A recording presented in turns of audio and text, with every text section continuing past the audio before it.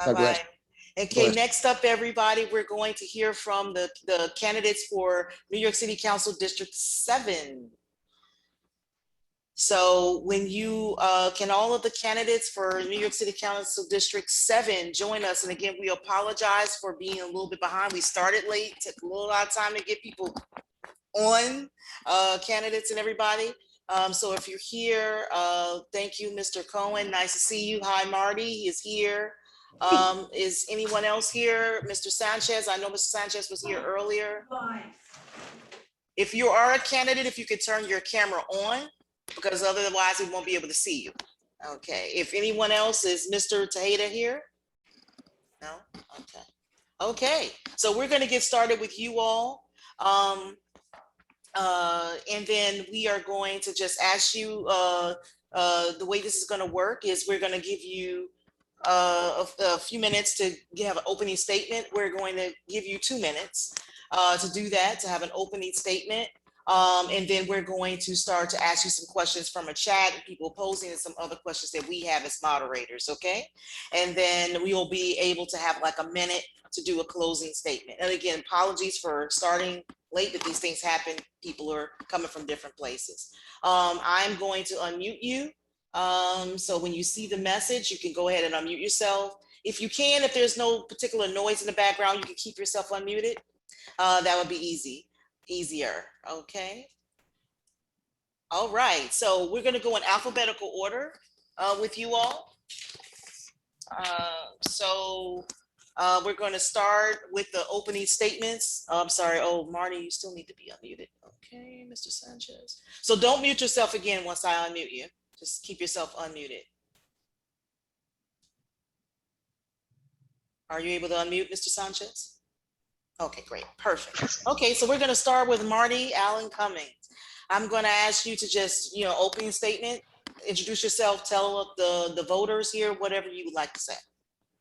Sure. Well, thank you so much, Tanya, and everybody from the task force for inviting us to participate in tonight's really important conversation and discussion about quality of life and noise in our Uptown community. So for those of you who don't know, I'm Marti Cummings. My pronouns are they, them, theirs, and I'm running for City Council in District 7 as a progressive Democrat to bring a fresh perspective into City Hall. And my path to running is not typical. I'm a drag artist. But that unique career has taught me about community building and community organizing on the local level. It's what led me to work with organizations like the Ali Fournier Center for Homeless LGBTQ Youth, where after a decade of volunteering, I was appointed to the board of directors, and the RDJ Refugee Shelter right here in our district.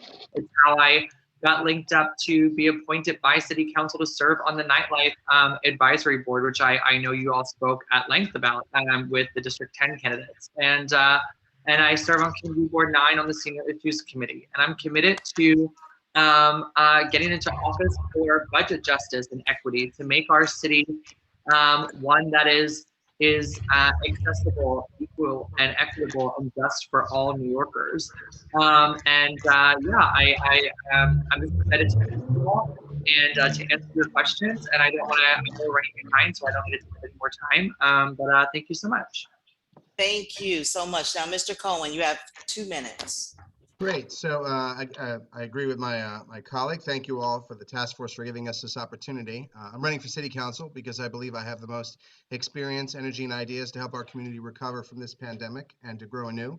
I'm the elected Democratic State Committeeman for the 69th Assembly District. I won overwhelmingly when I first ran in 2010, and I've been reelected 5 times since then. I'm also a founder of the Progressive Caucus, which is a voice of reform within the state party. I'm proud to receive the endorsements of State Senator Robert Jackson and Assemblymember Daniel O'Donnell. I'm a lifelong resident of Upper Manhattan, now 50 years. I grew up in the district and now live with my wife and our son Caleb, who attends local public elementary school. And as a proud New York City public school graduate and a public school parent serving on the school PTA, I've seen firsthand the struggles that our schools face and why tackling them is so critical. For the last decade, I have worked at affordable housing not-for-profits for the past 7 years with the nonprofit Housing Partnership. Working in affordable housing, I have seen the urgency of the issue, both in the district and across the city. As a member of Community Board 9, I have advocated for 1,000 new units, affordable units in the district on sites either owned or controlled by New York City. And I have refused to accept money from real estate developers so that my perspective is clear. Next year, virtually the entire city government is changing, and new leadership must hold the police accountable and advocate for structural change to foster racial equity and LGBTQ justice and protect the most vulnerable among us. Ultimately, I believe that climate change is the biggest threat we're facing as a city, a country, and a planet, and I'm committed to making New York City the standard for responding to global warming. We cannot have climate justice without fundamental changes in the way that we operate. So I'm grateful for your consideration, and I look forward to your questions this evening. And thank you for this opportunity. Thank you. L'Oreal, it's 2 minutes. It's 2 minutes, not 3, just so you know. And Mr. Sanchez, you're next. Good evening, and thank you for having me. I'm running because after 4 years of Trump, 7 years de Blasio incompetence, and an ongoing pandemic, we need knowledgeable, experienced public servants who know what they're doing and know government at a high level, because New York City government is incredibly complex. You can't legislate in a vacuum, and I'm proud to say that I have the most diverse and cross-sectional experience, whether it's my 7 years in government, banking, nonprofit, academia. I've been in every city, every sector you can think of, and you need cross-sectional knowledge. As a native Manhattanite who grew up in NYCHA, I want New York City to work better for everyone. Whether it's a $10 million award for the South Bronx that I authored as part of the Regional Economic Development Council, which I was appointed on by Borough President Diaz, who's endorsed me, whether it's kicking de Blasio's butt on the payphone to Wi-Fi kiosk conversion, or passing a living wage law that actually increased incomes for real New Yorkers. I've put up wins in every sector I've been in, and every stop along the way. One of my big visions for the life, and really the opportunity created in life after COVID, is how we really change our approach to space, whether it's converting excess office space to classrooms or converting excess hotels to affordable housing and supportive housing. We have to fundamentally change how we reuse space. 30 seconds. I'm proud to say that when I was in government, I authored the 2011 Bronx Quality of Life Survey that had 60 questions, was issued in English and Spanish, had 1,900 responses, and talk to a lot of the issues that you all are speaking to tonight. Quality of life matters, and I'm really looking forward to engaging with everybody here. Thank you for your time. Thank you. And so we're going to open up with a question that we ask, everyone. Explain what your role is in government as a city council member. How do you define your role, and what powers do you believe you have to make improvements to the quality of life in New York City? And so we will start at the top again with Marti, and then we'll switch it up for the next question. Awesome. Thanks so much. So, the traditional role of the city council member is to work with the other 50 council members and the mayor on the budget, with negotiations starting in January and being voted on in June. The budget is a $92 billion operating budget. It's larger than most states' budgets. So there's a lot of opportunity to enhance the quality of life in a positive way that's going to be beneficial to our communities. We also work on zoning and land use, and I believe that the zoning and land use needs to be structured in a way that is community-led. Community voices are heard, not the voices of real estate developers, not the voices of people who want to come in and build huge luxury towers that displace people, residents, and small businesses, but the voices of the community. And we also work on legislation, of course. But I want to use this role to get back to the root of what local politics should be about, and that's being local. Going block by block. I had a conversation with a neighbor who lives on 144th. It's been taking them 10 years to get DOT to just come and look at their street for speed bumps. So city council needs to have more oversight in what our city agencies are doing and the response time. A decade just to have an investigation if they should have speed bumps is outrageous. I talked to another person in the district who's been asking for street lights in the dog park in the 150s because it's completely dark. And they've been emailing and calling for 3 years with no response. So we need to have more oversight in what our city agencies' response is so we actually can help the people that we're elected to serve. Our role is to be of service to the people of this district and city. So we need to go block by block and make sure that we're getting these issues taken care of. And that's what I want this role to be. I want our office to be open and accessible to every person in the district. I'll have designated staff to make sure that we are handling quality of life issues because it's your life, it's your home. Thank you. Mr. Cohen. Yeah, I mean, I think there's a number of different roles that the council members individually do. Certainly, we can advocate for changes within the district, but often the problems that we face are citywide. So then it's about building coalitions within the city council to pass legislation that will have an impact on major issues. The homelessness challenges that we're facing in District 7 are not unique to District 7 alone. They, of course, are a citywide issue, which I would add, of course, this administration has significantly ignored.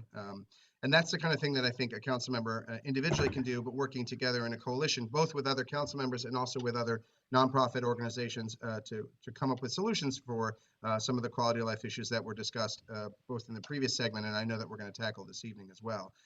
Homelessness is being one of them. We need to get out of the shelter business as much as we can into the permanent supportive housing business. One of the moments I'm particularly proud of at Community Board 9 is we called for a site that was being proposed for a shelter. And we actually said, not only do we want it to be supportive housing so that people who are living here can actually stay and develop roots here, but we want to increase the density to build even more supportive housing so that people on this site more people can have homes as opposed to temporary shelters. We're always going to need some shelters in the city. That's inevitable. With any large city, there are going to be people who need temporary housing. But the shelter business and the shelter business operators are also, it's a particularly lucrative business that people continue to expand, and it perpetuates the problem rather than addressing it. What we need is more homes for people and not just shelters alone. But that's just one example of across the board of what we need to be doing.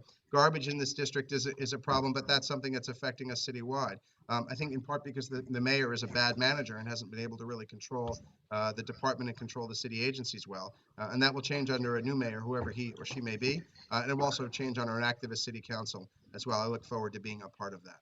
Thanks. Thank you. Mr. Sanchez.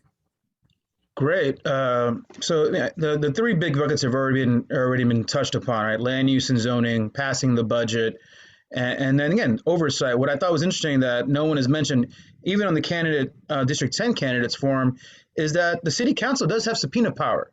All right, they have an oversight and investigations committee that does have subpoena power. Additionally, you have the borough board and the borough services cabinets that are convened by the borough presidents, and the city council members all have seats on those borough boards and borough service cabinets. So again, New York City government is very complex, and you need to know all the different levers to pull on it. So yeah, in terms of the Office of Nightlife, in terms of the public advocate, we have a lot of existing stuff that is available to really push this forward. But as your council member, yeah, it's about doing the follow up and really advocating. I was literally on the phone with NYCHA yesterday because a constituent came to me saying I haven't had cabinets in my apartment for almost a year. So leveraging the existing stuff, being the real advocate, putting in the work, that's what it comes to being quality council members about. Thank you. Okay, so Dave, we have a question in the chat. I believe we're gonna let the person ask it live. Is that correct? Yes, just give me a moment. I'll see if, Deirdre, I'm gonna try to ask you to unmute, and if you see the prompt, just hit yes. And for this question, we're gonna start with Mr. Sanchez. We're going backwards. Okay, go ahead, Ms. Cargos. Hi, I'm on 157 in Amsterdam, and it was just, I don't know, one day last week from like 10 at night until 2 in the morning, it was sonic boom fireworks, and it was very loud. I didn't sleep at all, and I just am kind of wondering what you're going to do, because it's May. It's not even July. Okay, Mr. Sanchez. What are you going to do about these fireworks? So the reality is that the NYPD has quit on the mayor, and they've been checked out with him for quite some time. So we have to really have a real conversation about changing the culture of the NYPD in the short and long term. The reality is right now we need to have a dramatic sweep and not just confiscate the fireworks, which have been flowing in. They were last summer. And again, I'm on 158th and St. Nicholas. I'm right where you are too. In terms of the person asking the question, 158th and St. Nick. So I heard exactly what you heard too. So it really comes down to more checkpoints and getting on the police to call out the fact that you can't just ride out the mayor and think it's going to be okay because you don't like him. Well, none of us like the mayor. That doesn't make it okay for you to stop doing your job. And because, again, as a lifelong New Yorker who grew up in NYCHA housing, the last summer and this summer, the fact that the fireworks season is starting so much earlier and is so much louder is objectively clear to all of us and needs to go. So that means calling out Borough Command. That means calling out Pat Lynch and making very clear that we're not going to settle for this anymore. This really is on the NYPD, and we know who to hold accountable. And unfortunately, the mayor, like everything else, is checked out. Thank you, Mr. Sanchez. Okay, next, Mr. Cohen. Yeah, I mean, I don't have much to add with my colleague Ray on this point. I agree. I think the cops have largely disregarded the mayor. I mean, I've called for it. I know some of my colleagues as well have called for Commissioner Shea to resign because I think he's totally unresponsive to the mayor and to City Hall. And we need a police department that's accountable to the mayor and not the other way around, which is what it feels to be right now. There are district councils, precinct councils, and I would make sure that people come en masse. Some of them are meeting in person, and I think we should make our displeasure known that there are fireworks. Although I'm a little further downtown from 157th, they were at 109th Street and 110th Street last summer, and it was like someone wrote a Mad Max movie. It was quite extraordinary. I didn't realize they made fireworks that loud. And they were quite powerful. So anything that we can do to put pressure on the police department to respond to it seems to be clear to move in the direction. And I don't really actually, I think what we're talking about is just having a presence that causes people to stop setting them off and then move on to hopefully quieter pastimes. So I'll stop there. I think I've said my piece on this subject. Yes, thank you, Marty.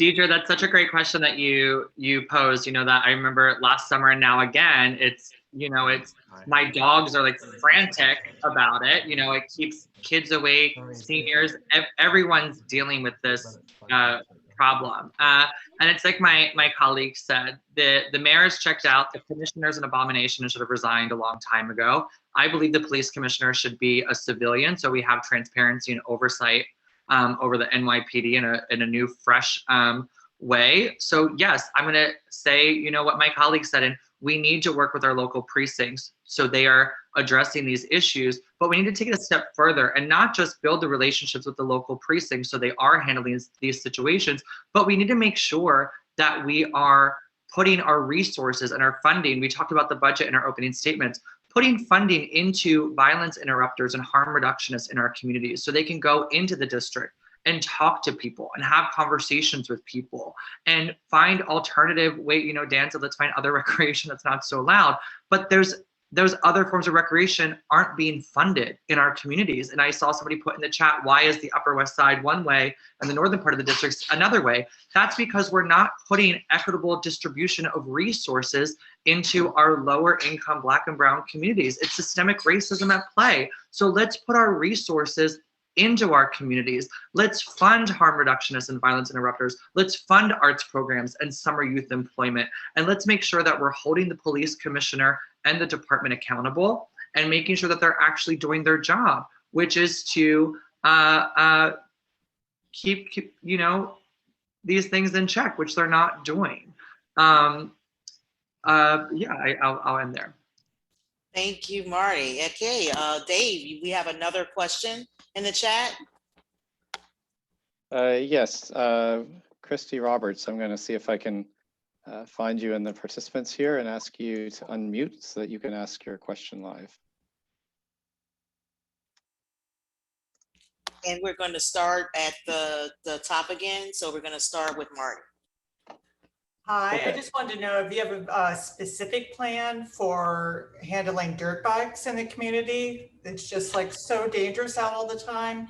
And also the attendant noise from muscle cars and souped up motorcycles and that sort of thing. Every day outside my window, I just feel like at 4 o'clock, it sounds like we're staging for war. Like all this noise erupts and it's just, anyways. Okay, so Marty, what's the plan? Yeah, first, I just want to apologize. My eyes keep watering. My allergies are so bad, so I'm so sorry if I just am like a watery mess right now. But It's an emotional community session right now. I'm my feeling the same. I'm feeling very, I feel my very allergies are like insane. I apologize. I actually am having my computer in the living room right now because normally where I do it in my bedroom is right along Broadway, and I didn't want to be interrupted by bike noise coming by. So I moved the computer in here. So I've been looking at Gail Brewer's plan that she recently sent the mayor, making sure that we're enforcing, if you have an illegal bike, it gets taken away. Enforcing fines more, making sure that we're actually fining people. And then on the previous chat with the District 10 people, I think it was Angela who mentioned what's going on in Baltimore. And Tanya and I had coffee the other day and we were talking about this, looking for alternative areas of recreation.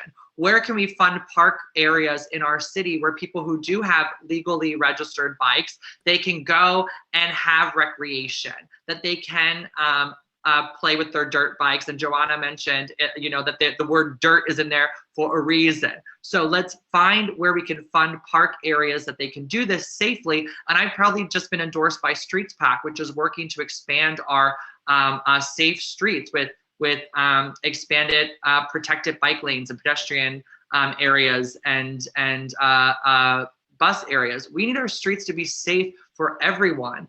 And right now with the zipping and they're like 20 deep sometimes, so we need to enforce the fines, enforce, taking the bikes away if they're illegal, and then looking for alternatives. We have the budget, we have the resources. So putting that money back into the community, finding park area and giving those people that outlet, but in a way that's not going to be harmful or dangerous to people on the street. Thank you. Mr. Cohen.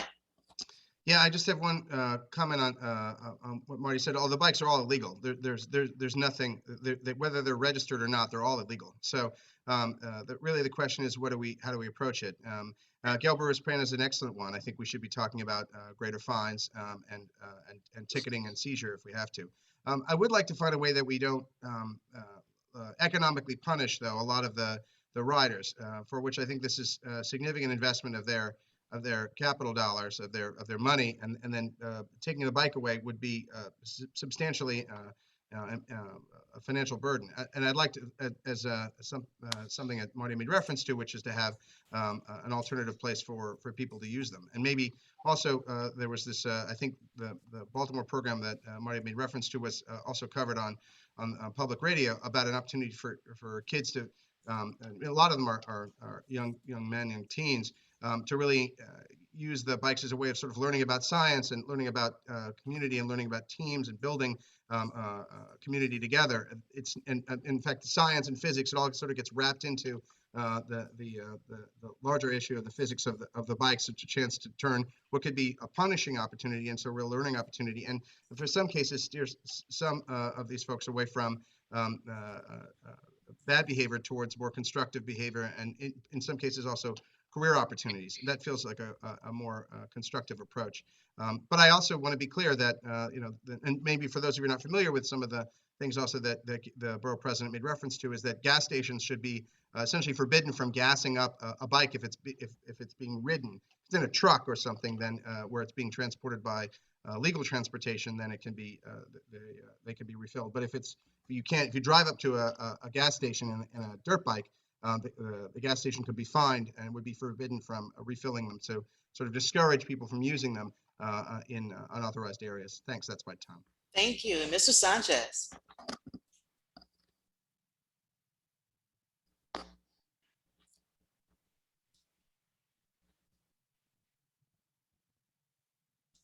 Once we've muted, we can't unmute, maybe. Right, yeah, he's fine.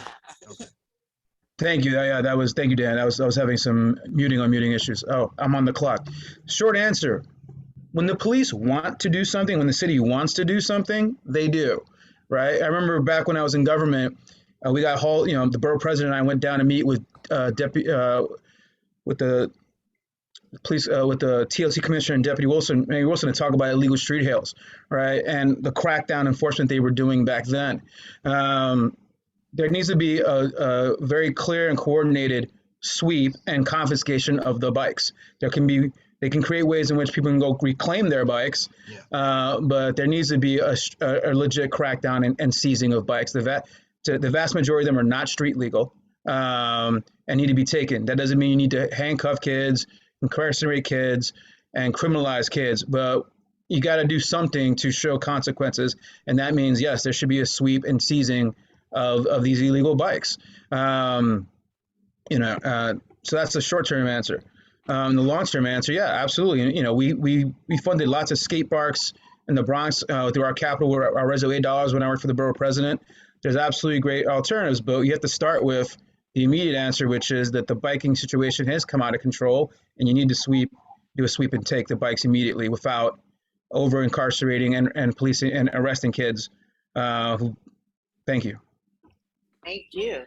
Okay, so we're going to ask you all 2 more questions in sake of time, because we do have others to get to, and then thank you for your patience. I wanted to ask you all about, because in this particular community, Uptown, there's a feeling that their community concerns, especially around these quality of life issues, have not been addressed by those in the office that you're vying for now.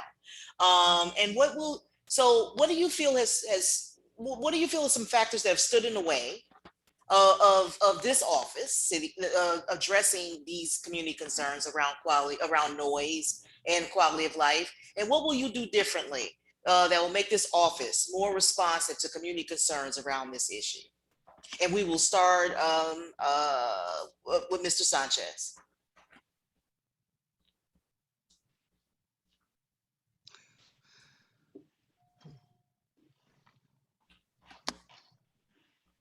Thank you. Again, muting issues. So in terms of quality of life, I think I mentioned this earlier, I'm very proud to have authored the Bronx Quality of Life Survey that had 1,900 people respond to it in English and Spanish, over 60 questions from public safety to education to housing and homeless. And that's the kind of engagement that we need to have with our residents in this district about, ultimately people want to feel safe and to have good quality of life. And you can do it in a way in which the police are a partner. Growing up with the Police Athletic League when I was a kid, whether it was playing. Please mute if you're not speaking. Please mute yourself. Right. So, but also it goes back to, Gail Brewer was great when she passed the open data law, right? So the 20-something city agencies have to post their data through, and one data is all online.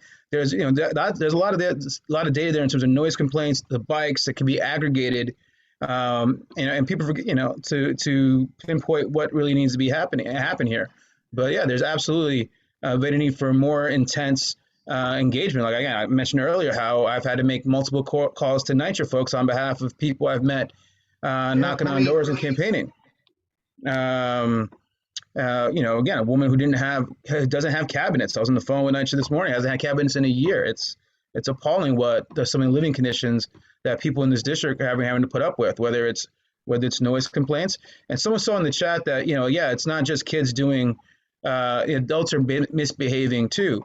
Having that said, as an attorney, we have to have proportionality in how we deal with these offenses, right? You can have consequences don't lead to the over-criminalization of Black and brown folks, right? I love all the recommendations. I went through them one by one, and the majority, the recommendations are excellent in your document, but it comes back to the fact that we just repealed 50A, and we have to really look at who the problematic police officers are, where the patterns of behavior are, and make sure those officers are removed from the force. Thank you.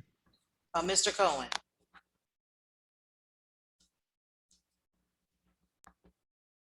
Hi, I'm sorry. I've been trying to get my son his pizza. Can you repeat the question? I apologize. Oh, sure. So we're asking people, all of you all, to address, what do you feel has stood in the way of this particular office, meaning the City Council District 7, of addressing community concerns around noise and quality of life? And what will you do differently that will make this office that you're vying for now more responsive to community concerns around these issues? Thank you kindly for that. So a continuation of what I've already started to do. I've been working closely with the residents in Morningside Gardens to address the noise issues that they've had complaints with Mount Sinai Hospital. which is perhaps a different issue of noise than the motorbikes that have been discussed previously, but still a noise issue and another quality of life issues. I've worked closely with a number of non-governmental organizations and nonprofits to try to address some of the trash in the community. I know my colleagues have been part of that as well. And that would be something I would continue to do, but now with the opportunity to have greater reach and impact as a council member, and greater reach and impact as part of the council means I also have greater reach and impact within the agencies that are responsible for some of these violations. But you ask, why have they not been attended to? I mean, part of it clearly is that parts of District 7 are whiter and wealthier, and part of District 7 are poor and people of color. And unfortunately, I've seen that within just within a sort of smaller subsection of Upper Manhattan, within Manhattan Valley, where I live. There's been also an issue of that section of the west side being ignored or underattended to within Community Board 7 previously, sort of favoring the lower, wealthier part of the district and not paying as much attention to the upper and poorer section of the district. But as a council member, we're aware of these issues, and a candidate, I'm aware of these issues, and I look forward to tackling them even harder than before. I know that the incumbent, Mark Levine, has tried vigilantly to try to address some of these challenges. There are many, and some of them got the attention they deserved, and some will need more attention, and I look forward, as a council member, from bringing the weight of my office to bear on those. I see a bunch of questions about the bikes. I just want to say that I agree with Ray about people break the law. There should be repercussions, and I don't want people to think that they can just take advantage of that willy-nilly, and that we will have repercussions for people who are using illegal bikes on the street. I favor being conscientious about it, and I don't want to bring new people into contact with the criminal justice system unnecessarily, but I also want to be really clear that there will be repercussions for using the bikes illegally. Thank you. Yes, thank you. Yes, and so we have one last question, then we're going to go to your 1-minute closing statement. Can I answer? Oh, sure. Oh, I'm sorry, Marty. I forgot. I'm so sorry. It's okay. Go ahead. Yes, go ahead. I apologize. I'm so sorry. No worries. No worries. Distracted by a text. Don't worry. Yeah, I want to make sure that as the council member, like I mentioned in my opening remarks, I believe that this role is to be of service to our neighbors. And I want to have not just me hands-on forming coalitions in the community, but make sure that our office in the district has designated community liaisons that are going to work with our neighbors, work with our city agencies to make sure that we are addressing this. I do not want people to be incarcerated or jailed. I think that is the wrong solution. But I do think confiscating illegal bikes that are putting people's lives at risk has to happen, And like people in the chat are saying, this is oftentimes grown folks who are riding these bikes. I was on the West Side Highway the other day and I saw one spin out and a car had to swerve out of the way. That's putting people's lives at risk. Part of my work on the Nightlife Advisory Board was working with the Office of Nightlife for not just our small businesses in nightlife, but all of our nightlife workers, sanitation workers, bike delivery workers, people who are going to be put at risk because of these bikes and ATVs going by, which is why we need the expanded protected bike lanes and pedestrian ways. So we need to make sure that if you have an illegal dirt bike or ATV in the city, it has to be taken away. You should only be able to use it in the designated park area that we will look at with our Parks Committee on City Council, with our Parks Department, to find where can we put this so people do have that outlet, because we can't have people spinning out on the highway or in our residential neighborhoods. What if you're a parent with your stroller and that bike spins out and hits you? So we have to make sure that we're holding folks accountable in a way that's not going to be criminalizing people, but in a way that's going to be keeping people in the community safe. And I want to make sure our office has those designated staff members in addition to myself to address this. And Dan, I think, mentioned this earlier. It's not just, we're not the only council member. This issue affects the whole city. So we need to work in coalition with the other 50 council members to make sure we're putting this through in our budgets and legislation so it can actually be done. Yes. Okay. I just want to quickly, I'm so sorry. Melissa just put, doesn't sound travel from parks. We need to look, we have 5 big boroughs. So these parks need to be in places that aren't near residential areas, looking for those places to make sure that it's not going to disrupt. I want to clarify that. Thank you for the clarification. So last question before we get to closing statements. The task force has recommended a few things, and I wanted to ask you all about what you would think would be a priority area that you would like to tackle if you were to choose one of these or a few of them. For example, we talked about updating the noise code, the city noise code, which hasn't been updated since 2007. Our task force was actually really surprised to learn from the Department of Environmental Protection that it hasn't been updated in that long. We also talked about establishing an Office of Quality of Life that can be sort of a container for these type of community concerns, and that could, sort of act as a conduit to bring city agencies together to deal with, to address these issues.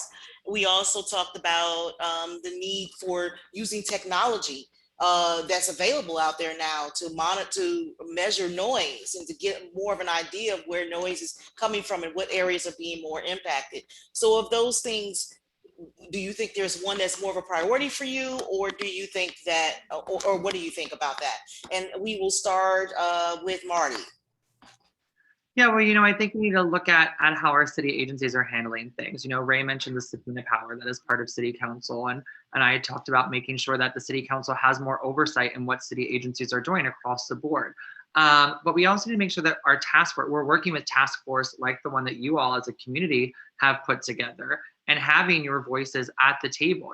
I want to make sure that we're meeting regularly so we can talk about the noise issues and addressing them, and then finding positive solutions. I think it's Peter in the chat put, well, will these ATV parks disrupt our green spaces? So having your voice at the table, so while we're working on these things, to see what is going to be the most beneficial thing. How are we going to make sure that we're not ruining places that are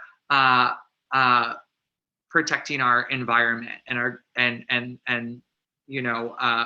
recreational areas. So it's about coalition and bringing your voice to the table. And like Alan said, to address Jennifer's question, how are we going to enforce it in a way that, with not just confiscating, but that there are fines? She talked about her car getting towed and there's a fine. So if you have these illegal bikes on the street, that the fines are enforced, which is a part of Gail Brewer's plan, which I am in great support of. But I would just say, we need to have coalition building. We need to have community voices at the table and work with task force like yours to make sure we're coming up with the most beneficial solution that's going to benefit the community. I'm not going to put through a budget or legislation without engaging with my constituents to make sure that it's beneficial for you, and then working with the other 50 council members to see how we can formulate it so it works for our city in a positive way. Okay, Mr. Cohen. Yeah, I mean, to specifically answer your question, I would say noise, which seems to cross a lot of the subjects that we talked tonight in terms of the dirt bikes, in terms of the fireworks.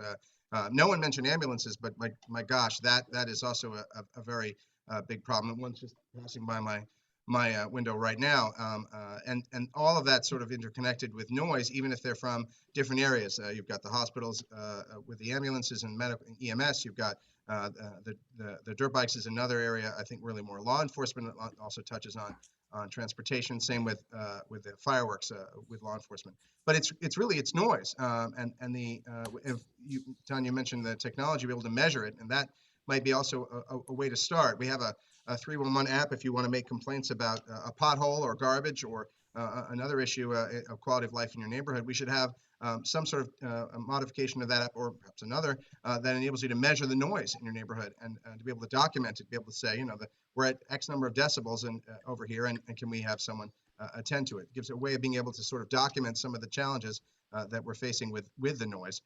That's what I was able to do. In fact, specifically with the ambulances, it was around Morningside Mount Sinai Hospital, and we met with executives at the community board level, and they were able to begin to reduce some of the ambulances and enforce some of the rules around it. We're not fixed. It's not solved. Still very noisy, but it's a little less, and that's I consider that to be progress. I would look forward to doing that on a district-wide level with regards to noise. Should I have the good fortune of serving in the city council, I'll leave it there. Thank you, Mr. Cohen. Mr. Sanchez. Yeah, so I believe it was item number 12 on your program, that your just a recommendation that calls for a pilot program of sensors to measure noise. Absolutely, we should be measuring noise all over this city. New York has always been a loud place, so absolutely. And also with reforming the code, right? Legislation and statutes have always lagged behind technology, and the different ways in which we now can create sound and whatnot. So yeah, so those are two big policy points that I absolutely endorsed in terms of your platform that is very, very strong. Yeah, thank you. Thank you. Okay, so now we're going to start with you, Mr. Sanchez, for your closing statement. You have 1 minute. So, whatever you want to tell your potential voters, the floor is yours. Thank you. Again, it's been a real pleasure to be here. I've been a homeowners community for 15 years. I'm a native Manhattanite who grew up in NYCHA, who's passed living wage law, who's done land use and zoning, who am literally in the process of cleaning up a homeless services organization, rebooting it, really, and rebuilding the portfolio from scratch, featured in the New York Post. Yeah, New York City government is incredibly complex, and having people who know how to navigate it is so important. I've been on the franchise board, the pension board, and the Governor's Regional Economic Development Council, and that was just my 7 years in government, whether it was being lobbied on city or state issues. So again, I know city government at a high level because I've lived it, and I'm running because I want to take that service across, whether it's my time in banking and finance or teaching criminal justice at CUNY, to put that work to better serve you all. Thank you. Thank you. Okay, Mr. Cohen. Sure. I just want to thank you all for your time today. I hope I have made the case that I have the most experience, energy, and ideas amongst candidates for City Council District 7 that you're meeting with, and that I've earned your support. As I mentioned before, I have deep roots in this community, having been born and raised here, and I spent much of my adult life trying to make it better. And as Democratic State Committeeman, I have worked in the district to support the candidates and causes that matter to us all.